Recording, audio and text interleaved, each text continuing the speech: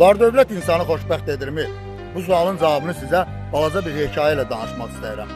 Avropada gəmilərin təmiri ilə məşğul olan bir şirkətin sahibi bir gün həyat yoldaşı ilə sakit oturduqları zaman həyətdə onların bağına baxan və xidmətçi işləyən ailənin evindən gülüş və qəhqəhə səslərinin gəldiyini eşidirlər.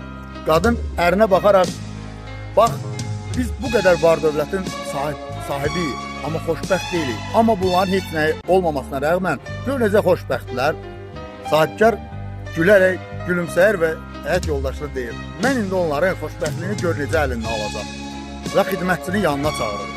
Xidmətçi sahibkarın yanına qaçaraq gəlir. Şirkətlərdən birinin sənədini uzadıb deyir: mən bunu sənə hədiyyə edirəm. Bugündən bu şirkətin biri sənindir.